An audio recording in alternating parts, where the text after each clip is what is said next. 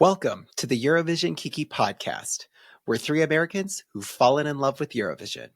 You've got Doug, Katie, and Steven here, and we're here to bring you the best information about the Eurovision Song Contest.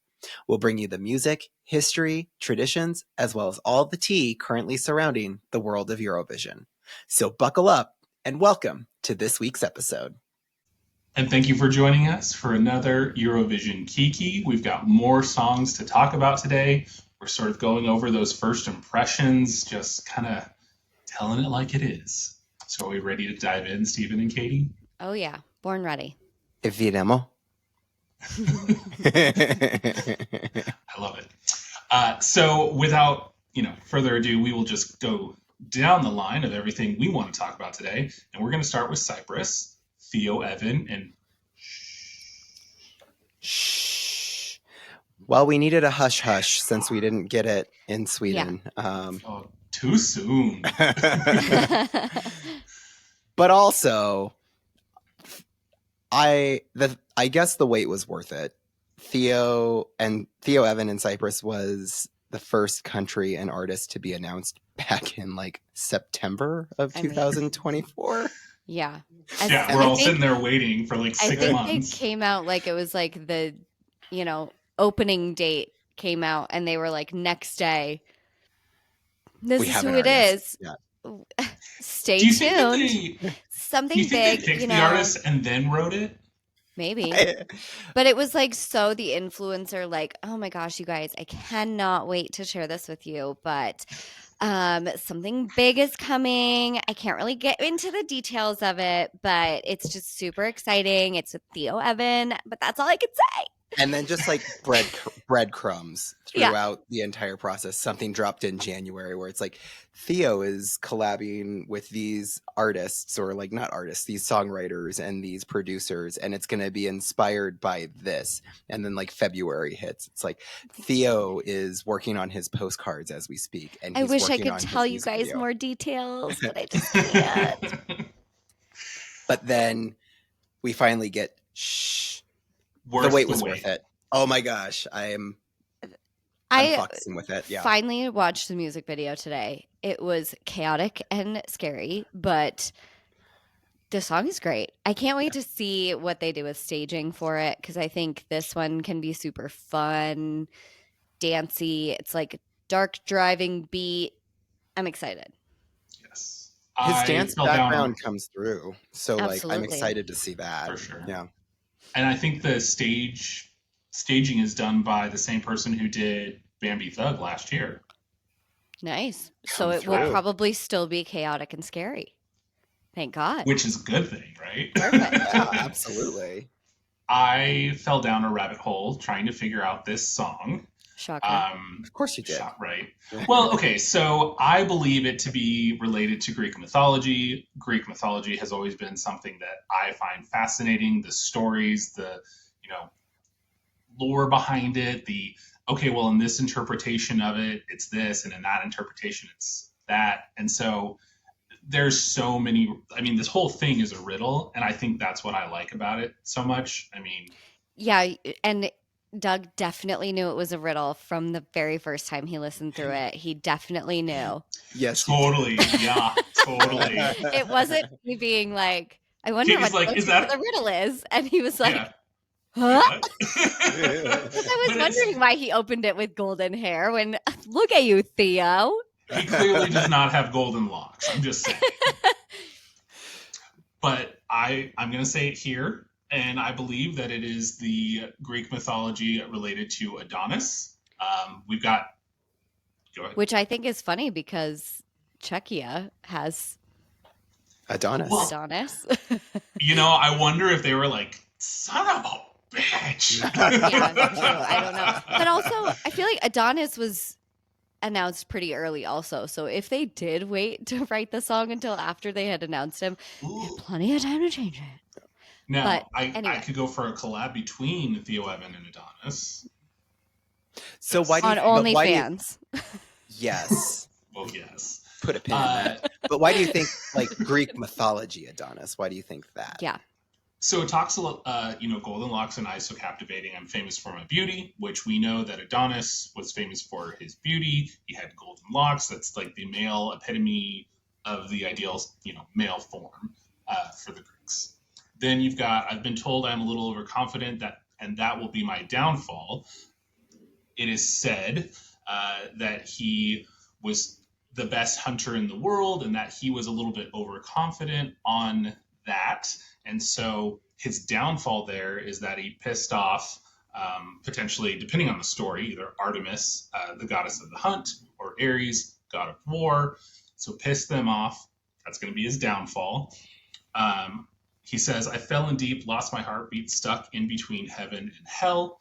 Well, in some of the stories, you've got Aphrodite finding a baby Adonis, taking it to Persephone, who is married to Hades, grows up, and then Aphrodite and married is a Persephone, bit of a strong word.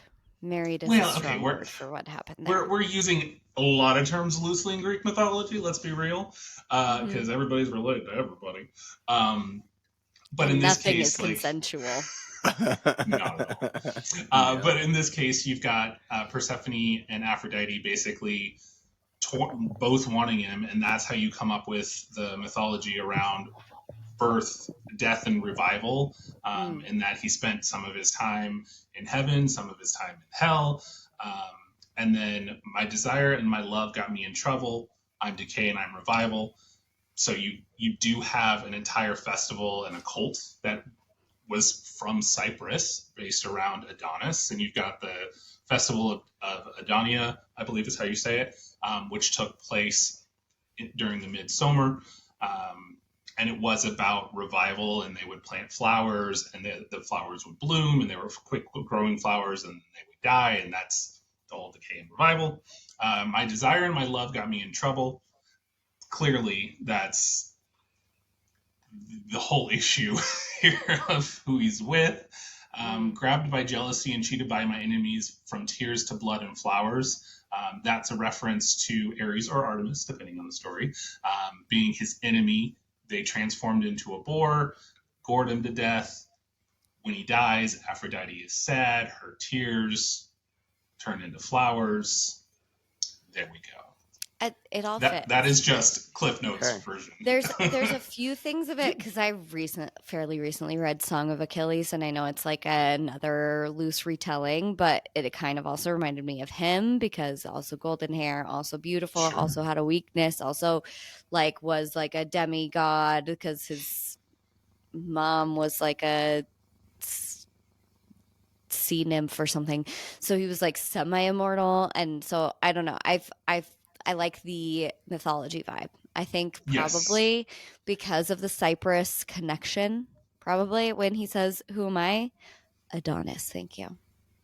I got Hercules, but that's just me throwing a dart on the wall. So I would say that you two probably have it closer than I do, especially because Doug really... Yeah, Doug really knows. Went down. Yeah, you really went down. I nerded out hardcore, and guys, when I say this is my favorite part of Eurovision, this is it. When I got to research this, I think that's why I like the song so much, because if all of this is accurate, whoever wrote this song put effort into it. And I appreciate that. That's why it took so long. Yeah, that's why it took them 6 months. Right. So overall, it's one of my faves. I have not seen it doing well necessarily on the interwebs, but you know what? I'm here for it. I'm giving it a bop, and I hope that it does well. I'll give it a bop. I said I think it's not necessarily my top 5, but I would be surprised if it didn't qualify. You know? Yeah. This is my and worry. I think it would finish small top country. half. This is my worry. Small country. Will it make finals? But Cyprus always has Greece. I mean, it doesn't. That's not going to get you everywhere. But but any time you get a 12 point, you're gonna be doing better. Yeah. So I'm hopeful. Good luck, Theo. Yeah. And speaking of Adonis. Right. So next up, Czechia, Adonis, Kiss Kiss Goodbye. I love it. I love the dance beat to it. I really That like part I it. don't get, but like, So yeah. I watched, he did an acoustic recording of it, and that piqued my interest because I was just like, or like an acoustic performance. Did I say that, or recording? Anyway, there is a video of him, just him and a piano singing it. And so any fear about him not being able to perform it, the only thing that I would have is if he's going to be dancing, that is a lot of, it takes your breath away. So get in shape, girl. But his voice was really good in the acoustic. So great news. The music video is really confusing. There's some time travel. There's a little bit of time travel. He was supposed to go 100 years forward. He decided to go rogue at the last minute and go backwards. And he's doing all these fitness tests, and I don't know. Well, there you go. He's getting in shape for. Well, there we go. Yeah. He's just preparing. Yeah. But I do love the dance break. I think that's super fun. I really, really like that part. That part doesn't make sense to me as a whole. Similar to we talked about this last week with JJ. and Austria. Like, if you're gonna have like a little bit of a ballad or a slower song, you don't Ballad. Ballad. Sorry, that's me. Fine, Gigi. You're gonna have a little bit on of the brain. If you're gonna have a ballad, why do you need to have a dance segment just out of like nowhere? But it's fine. It doesn't fuck it up by any means. But as a whole, I really like it. I think it was Malta that he did the acoustic live performance to at their national finals. Yeah, or not their national finals, but maybe one of the semis. Yeah, maybe. He was a like a special interval act or whatever. Interval act or something to that extent. And it was beautiful. So we know that he can belt it out. I think part of why they're doing these dance breaks, I think they're trying to self-select their own voting clips. That's a theory. Because that would be a fun part to have come up, that 2-second, 5-second clip or whatever that they show every time as they're scrolling through to get votes. I think that makes it a little bit more gripping and gets you excited and makes it so that they're like, oh yeah, that was a great song. I don't know. That's my theory. Well, then Nina Gigi's fucked. Where's her dance break? Mm-hmm. She wasn't thinking that far ahead.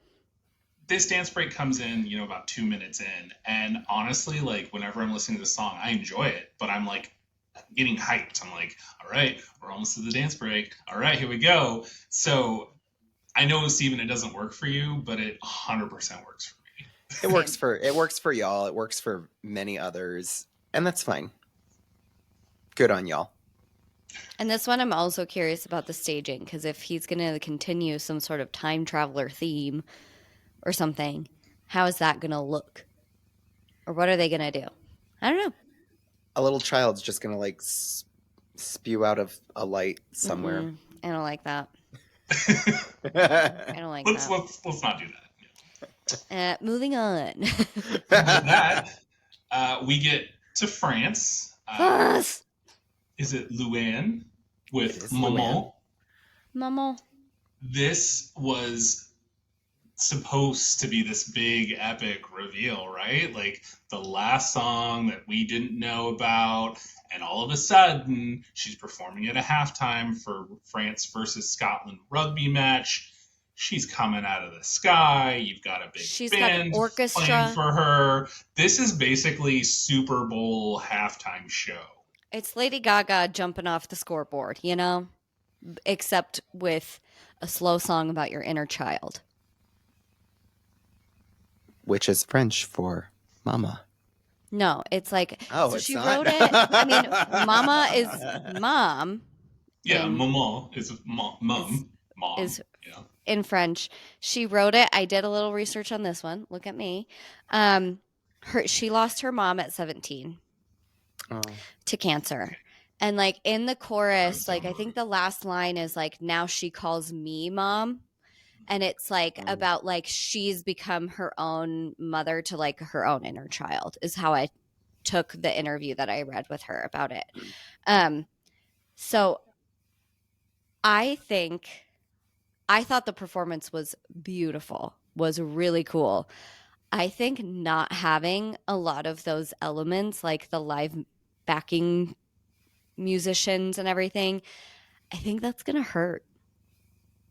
Oh, They did say that she will not be alone on stage. So, unlike France the last couple of years where it's just been the one person, I think we're going to see at least somebody else on stage with her. But it can't be a full orchestra. Oh, I think yeah, a lot yeah. of where She's not it's getting like that. so moving is from just having, I mean, anytime there's a live string section, I have chills on my whole body. I love it so Right. much. The song is beautiful. She Song does is it beautiful. so well. She sang it gorgeously. mhm. And at the end when it's like the little baby voice. Like, Mama. That isn't that her child? Mm-hmm. So it's like Oh, a song she wrote about her mom and her, featuring her daughter's voice at the end. I love that. way to tug at the heartstrings. Right? But I also just don't know if it's going to be, I don't know. I'm really curious to see how it does because I don't know that it's going to be enough to outdo some of these other songs that we have. Yeah. I mean, I think it'll do she'll relatively well, right? it will either do well or it will place 26th. I'm not sure that it will be top 10. I don't think Regardless, regardless, it will place in the top Yeah. 26. Right. Right. But I don't think it'll be top 10.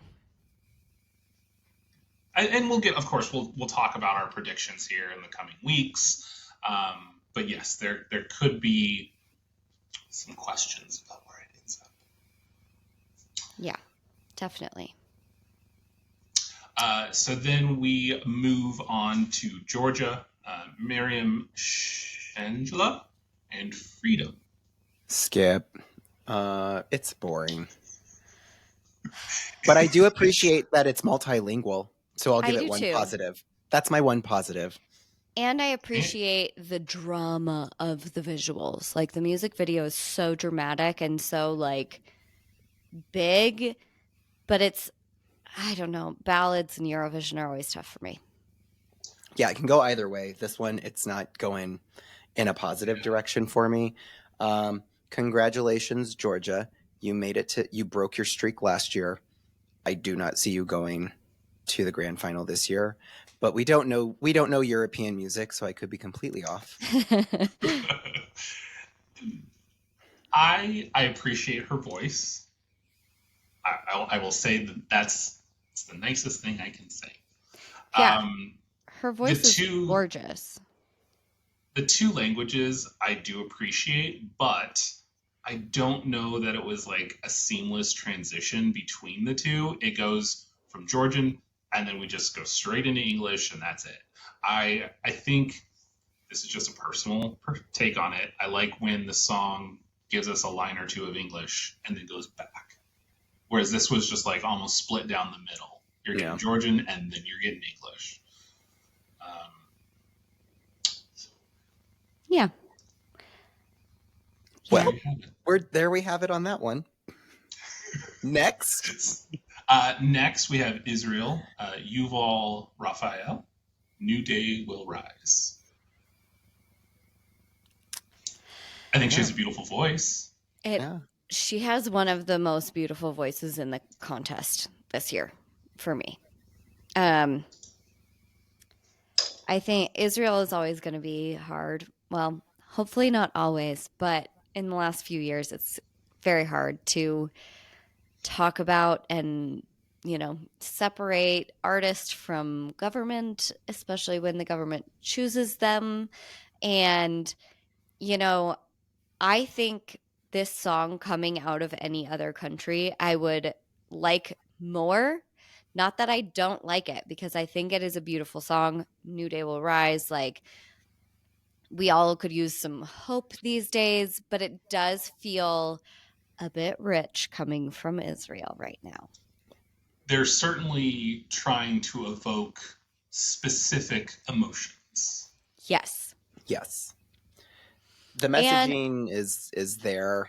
I just wish that this is just a general statement. It's as a whole, sometimes you just gotta read the room. Are you the right person to be sending the message? Yeah. And I will also say I love that it's English, French, and in Hebrew. I think that is really cool. It's our only trilingual as far as I'm aware Yeah. in the It's a beautiful contest this year. song. It's Yeah. beautiful. It's a beautiful song. I don't want Sorry, I was them to thinking miss- about your trilingual statement, Yeah. and I think espresso macchiato is technically trilingual. You're right. You're right. But it's So, from just a kidding. very different take on it. Yeah. So we have polar opposites there. We have one I'll take that's espresso macchiato. we have one that's talking about a new day will rise, and then we have one about ordering an espresso macchiato. So like Hell take your pick. Take your pick. That's But again- Eurovision in a nutshell right there. For There is real. a song about uplifting the human spirit and then one about ordering coffee. So I love Eurovision so much. go whatever route It's you want to so go good. on that level. I love a song that does put me in my feels. Like I said, I just wish that we don't lose the overall message. And sometimes you just kind of wish that folks could read the room and remember like what this is really about, and don't make this something that it's not supposed to be about. Yeah, because remember, Eurovision isn't political. No, not at all. And for those that are listening on Spotify, if you could see the look on our face. That's a And wink, on wink, that nudge, nudge. Next song. Let's keep going and talk a little bit about the politics of national finals, because next we have Portugal, Napa, Deslocado. Is it just Napa? Like that seems too obvious. Maybe. Let's go with Napa. I don't know. Steven's got Napa on the brain. Yeah, for which does translate to displaced. The reason I say it's sort of political from a national finals perspective, for context, this was the winner, but it was fourth in the jury vote and second in the public vote. It was tied at 17 points, but the runner-up was sixth in the public vote. So because they were second and not sixth, they win. Congratulations, I guess. I mean, sure. I listened to the public vote winner song I think you sent to me, and I was like, honestly, was it even any better? I don't know. Honestly, I don't even know if Portugal got it right, period. So the public winner got 0 points from the jury. So like, what is happening in Portugal? Like, y'all need to get on the same page with your song choices. Send the Yolanda public is back. anti-establishment, and honestly, I'm here for it. Yeah, send Yolanda back. She'll do them right. Yeah.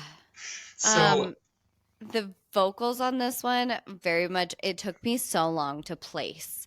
Like, I was like, I feel like I've heard a voice like this before, and then it dawned on me that it sounds like Alt J to me. Like the vocals of Alt J.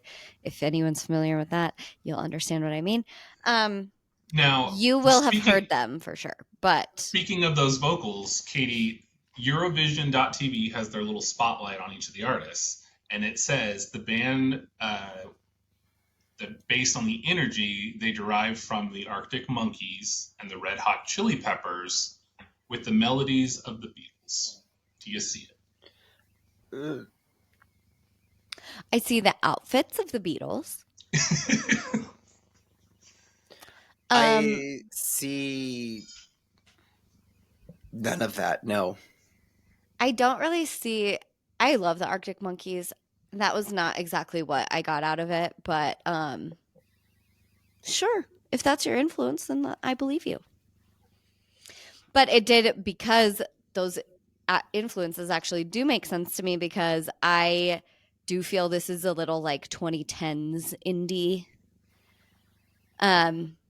which I love, but sometimes you don't need a new version of the thing you already love. You have the thing you love. I tried to find something in this song. I even took to the internet to find out the translation and read a little bit more about it, and that did Share. nothing for me. I was gonna And say share. Remember what we said about Italy? If you have to That- read. If you have to look it up, if there's nothing else hanging me on in the song, but what the words say, then it's not the song for me. it's like a joke. If I have to explain it, it's not funny. Exactly. So if I have to go to the translation, it's not good. Yeah. So I'm just saying, I did try. It does nothing for me. I find it slow. I don't feel like it really takes us anywhere. It just happens to be a song. That's it. Yep. The contest. We'll see you at the semifinals. We will. Yes, we will. And in a related country, when we talk about national finals jury voting or whatever happened, let's talk about Serbia, Prince, and Mila. And Mila translates to dear. Oh, I thought he was legitimately talking about somebody named Mila.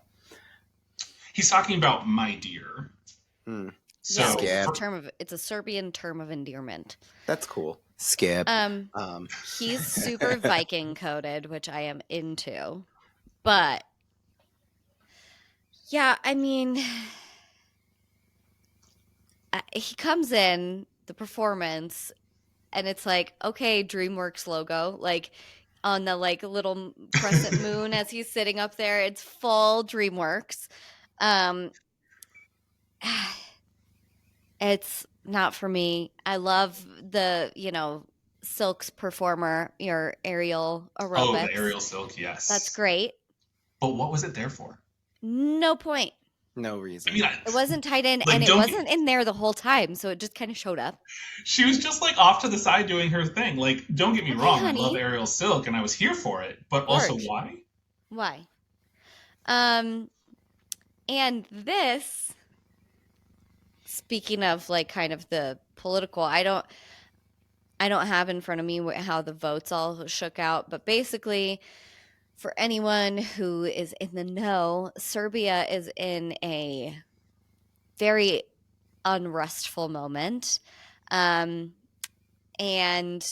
Prince is the only artist that was in the Serbian final that did not speak out against the presidency of Serbia and like against the government. Do with that what you will. Take that conspiracy hat and put it right on. We love a tinfoil hat around here. We sure do. I will, Serbia is always that like country that just kind of is an anomaly in Eurovision, at least for me. You never know what you're going to get with them. Very 100%. much. Very much. Serbia is an anomaly. Serbia is so Balkan, so in their feels, so with the slow song. I feel like a Serbian slow male ballad is like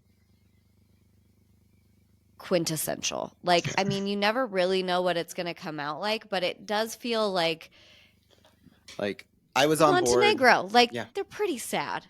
I was on board for Loco Loco in 2021. I was on board with Betty Strava in 2022. I was on board. I was fairly on board with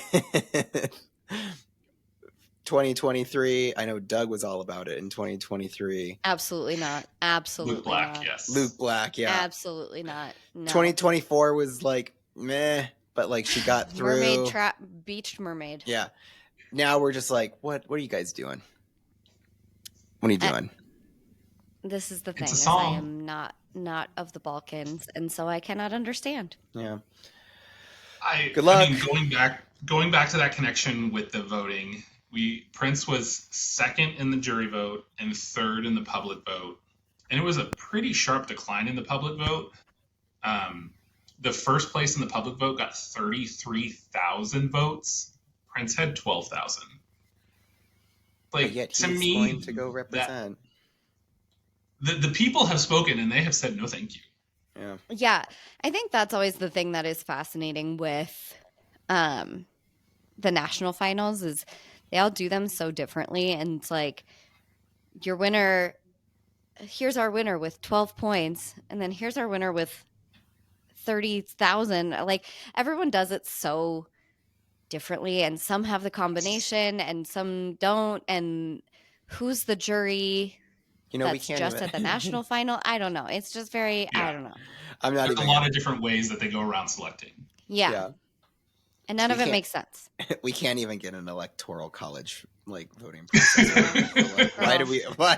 Why are we even dissecting this one? It's just Eurovision. We can't be mad at them when we can't even do it. So I never said that we were better.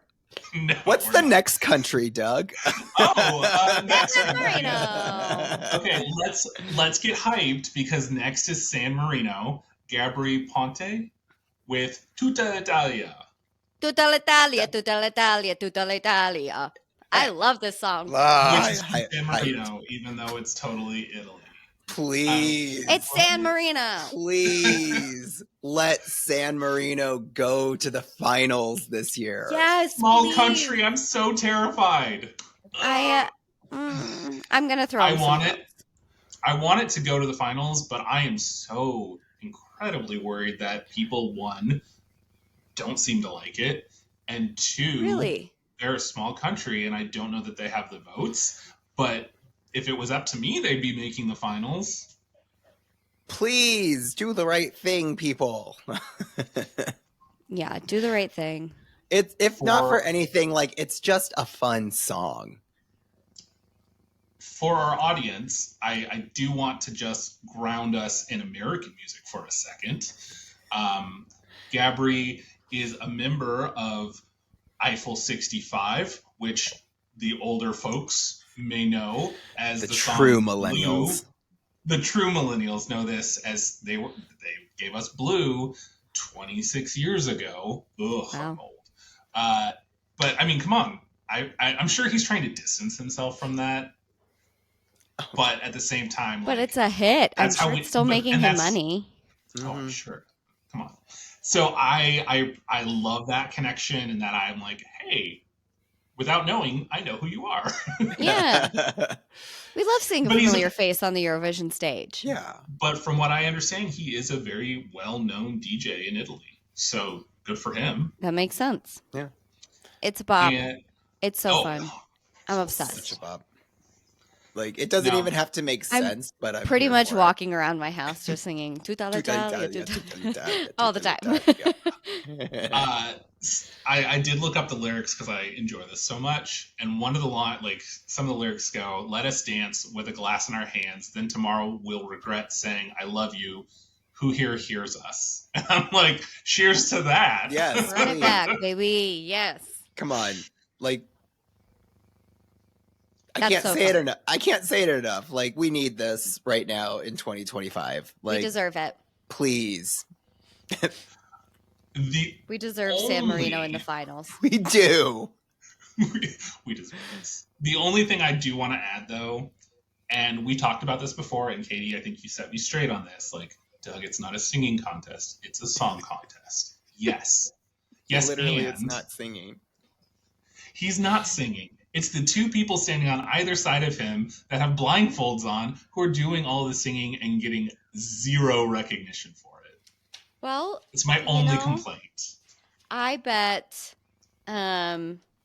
whatever the guy's name is on Germ is not getting credited, and he's sure up there singing big parts of it. Mm-hmm. But also, we do have precedent for DJs being in Eurovision, not least of which in 2019 we had Darude of Sandstorm fame, and so we've had this before. And if it bothers you, okay, it super doesn't bother me. I love the song. I don't care. It doesn't necessarily overly bother me, but I do take notice. Yeah. To me, I want it to be when David Guetta does a song. He says David Guetta and Sia. How about Gabri Ponte and But the reason David Guetta does that is because the people singing on it are the celebrity, are famous. They have careers of their own. He's not just like calling out any person. And like that is common on like when the DJ is like the main artist to have like featuring whoever. Have you ever seen a featuring So you credit want in Eurovision? it's fine. From this point on, let's just say it's Gabri Ponte and featuring two dudes on the side. Well, That actually sounds and like my other something you would thing- see on OnlyFans, but it could also be a Eurovision thing. My other thing too is for the rest of these songs, every other person involved in making the music, making the song work, they're uncredited. So for for me, it You're not doesn't wrong. bother me at all that the singers are uncredited because it's about time that the producers and the people get their time to shine, I believe. I mean, yes, I will say it bothers me like 5%. So it's just Enough I to take say note it of it. though. I know. I was about to say. I always say my piece. Let's be real. Mm. So can we let's talk about the staging though. I want to get your guys' take on that staging and kind of like there's a lot happening on that stage all at once. I need a Vespa. Thoughts? I need a Vespa on that stage when this happens. I don't know. Okay. It's just the L'Italia of it. I mean, I don't know. Because you got those two girls whose like hair is like tied together at the beginning and then they like separate and one goes to the other side of the stage. It was like, yeah. I don't know. It was random. I hope we do something a little different. Yeah. Let's mix it up. I hope Flo Rida just makes another appearance for them. Flo Rida? Yeah, him. Not Flo Rida. Not the Flo Rida. Yeah, like maybe he just like pops out of nowhere for San Marino. Let's get the sphere visuals for the DJs with the creepy robots. The Vegas sphere visuals. Let's do that. Yes. It's a DJ. Let's just go for it. Let's do it. Yeah, no. But let's be real. We want San Marino to make finals. Yes. That's our hope. That's our wish. Overall consensus. Bop, go to the finals. Eurovision Community, people of the world, do what you got to do. Spice up your life. Spice up your life in Tutta Italia. Don't make us blue. Tutta Italia. Yeah. Too soon. It's been 26 years, Doug. It's not too soon. Oh my God, 26 years. Oh man. I've All lived right, 1,000 I'm moving lifetimes. on. Seriously. All right, so next we have Slovenia, Klemen. How much time do we have left? We never know. It's too sad. My God. It's too sad. It's, as Ryan and I have talked about, this is emotional porn. It is specifically designed to make you sad. It gives me This Is Us. Remember that TV show? Oh God, like, all of their storylines were specifically designed to make you feel a specific way, and that's what this is. It's emotional terrorism. And it reminds me of, that song, I don't know, maybe you don't know the song, but the Christmas Shoes. No. Oh my gosh. It's about a little boy buying beautiful high heels for his mom who's dying of cancer. It's emotional warfare, and I do not like it. It makes me so mad, and this song is giving me Christmas shoes. Holy fuck. Yeah, it's so sad. That took a sharp turn. Yeah, it's horrible. It's horrible. But that's what this song reminds me of, and I don't like being manipulated like this. I just use that's what it is. They manipulate you on purpose for their Sorry, Slovenia. You had me the last 2 years. Really, love Raven, love Carpe Diem, or Joker's out. Yeah, Joker's out, but no. Yeah. To me. So he came out with his music video, right? And he prefaced it with I wrote this song about my wife who had who was basically diagnosed with terminally ill cancer. And the prognosis was that it was not good, but she's fine now. But it makes you ask the question, how much time do we have left together? And the answer is we never know. So I wrote this song for her. And then that's how it starts. And you're just Fuck. Yeah. I now like to what everything you both said. Yeah, it's emotional trauma, and I'm not here for it. But I just stare at Izzy. I stare at Izzy every time the song comes on, and I just start crying. No, that's even worse. I know, Yeah. but like I can't help it. It's so, and that's what they're trying to do to you. Yeah. More tutta l'Italia, Yeah, less how much tutta time do we have left? l'Italia.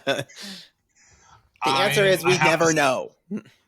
Thank you I for have to answering. skip this song.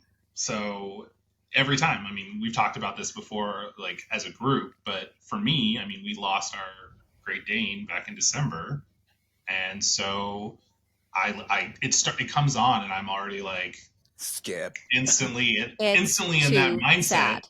It's got to go. It's too sad, and because I don't want to be emotionally exploited. So we know which song is your bathroom break. Yes. I have a couple.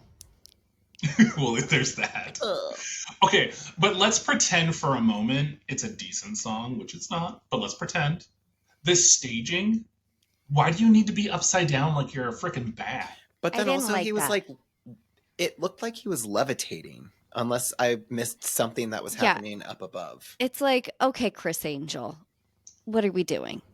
Right, and he had his hands like he's ready to come out of the coffin. Like, sarcophagus. What I don't know why that needed to happen. Yeah, I mean, as if we didn't already know this song was about dying. Right. Shove it down my throat a little bit more. No, thank you. Well, Sorry, I can't do it. At the end of the day, how much time do we have left together? How much time do we have left for this song? None. How much time do we have left for this Moving on. How much time do we have left for this podcast? We never know. We've got unlimited time. We have two more. Let's talk about Switzerland. Zoe and Voyage. Okay. Cute but boring. I, at first listen, was like, well, they have a bye year, so why not send something really boring? But every time I listen to it, it keeps growing on me, and I don't know why. Because you're a sucker for French. I'm a sucker for French and trying to get that. I'm just trying to get better at my French, as we all know. But yeah, exactly. She also kind of gives me like very mild, not Hera Bjork, but very mild Bjork, period. Like if you saw her like intro, she was very like quirky and spunky, and she's like, she's not near avant-garde enough to be a Bjork. I was thinking it was giving a little bit more like Ingrid Michaelson. I can see that. Okay. Sorry, Stephen. But I'm going to let you still have yours, your reference. Gave me Bjork, but I can see how it gives you guys Ingrid Michaelson. I don't think Zoe would ever wear a swan to an award show. Let's see what she does at the turquoise carpet. That's true. We'll see. So I did look up the lyrics. I wanted to know really what we're saying. Like, I kind of know what you're saying because I got my Duolingo, but I kind of don't know what you're saying. Mm-hmm. And so she talks about, if you want, I'll go with you on a journey. But then the following lyrics say, one day you'll understand that flowers are more beautiful when you water them. You've cut me so many. And I don't know what she's trying to say. And then I watched the music video to go with it, and there's a child, and she like drops a flower, and then you can see all the people who are wearing flowers. I honestly don't know what's happening, and I would love if one of our listeners knows what it's about, please write it in the comments. Tell me what I'm supposed to be feeling, because I don't know, but I don't dislike this song all that much, but it is a little slow. I don't dislike it, but it's a bye year for them. It's a grower, not a shower. One thing that worries me. I think if they weren't the host country, we would not see it in the final. Oh yeah, I think it would get lost. I think that's inaccurate. I think that it could, yes, it gets lost with everything else we have. Oh yeah. I mean, Especially, like, I mean, are we going to really be like putting this maybe potentially back to back with Malta? Let's be real. We're losing it. The one concern that I have is I saw that one of the writers of this song also assisted it or did write Germany's 2019 entry, Sisters, and that got 25th place. That doesn't scream promising entry material to me. Last is just a place. Last is, but they're That not. is accurate. They're not going to be in last place. 26 is just a number. When we did our best of the worst, we were not looking at the one that scored lowest in the semifinals. That's true. It's true. I don't know that this will be last. Well, of course, we'll get to that later on, but and we'll see. You know, who makes the finals. But she was an intern. She was an internal as well. Let's keep that in mind. So we've not yet seen a live performance of this song yet. Okay. And so congratulations on your by-year, Switzerland. Speaking of potential last place material, we get to UK. This is Remember Monday. That's the name of the group. What the hell just happened? And what the hell did they just select? Here's my thought. The UK said Chapel Roan is really popular. So let's like try and find something, because like some of the vocals sound a little chapel-y. But then they were also like, you know what song I love is Last Friday Night by Katy Perry. So let's somehow make that the same. Oh my God. And also make it 4 different songs. I see your references and I'm like, thank you for vocalizing what I couldn't place. Mm-hmm. So yes. 100%. I love the aesthetic of the music video, frankly, though. I really love that, like, modern Marie Antoinette, decadence vibe. The vocals sounded like they had some help from editing, so I'm curious what that'll be like. I don't know. Yeah, let's inject some context here about who they are. Yeah, please. Came from. They are the first girl group to represent the UK since 1999, so good for them. And they were on The Voice UK in 2019. They're a group of friends who I believe went to school together, and since 2023, they've really decided to dive into music and turn this into their careers. So this potentially, and I mean, I don't know of any of their other music. I've not heard of them before, but maybe this is their, jumping off point. I mean, that's my question, is because we don't know European music. Is there a lot of popularity for them in the UK? Obviously they come from, Voice UK. They've been together for a period of time, and based off of the UK's history with sending popular folks from their country, Mae Muller, Sam Ryder, Ollie Alexander, James Newman, are they a band that we hear on the side of the ocean are just not super aware of? And so they have 428,000 monthly listeners on Spotify and 96,000 followers on Instagram. So I don't know how that translate or compares to the examples you gave, but I don't know. I mean, and the thing is, I don't hate the song. I don't really get it, but like I have a feeling this is going to grow on me for some reason. Every time something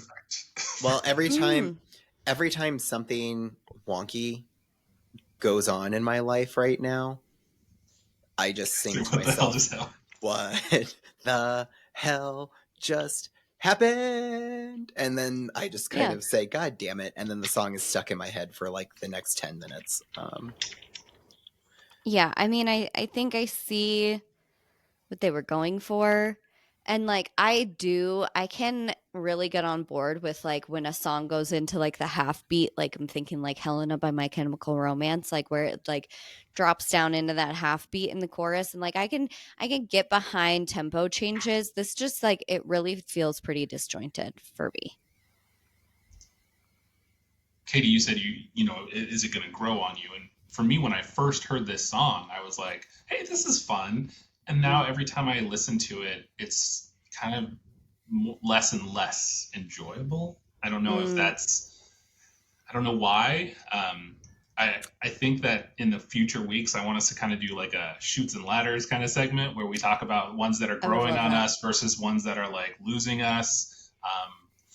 For me, and the song hasn't been out very long, let's be real, but for me, it's losing me already. Yikes. Well, they're Big Five, so they're going anyway.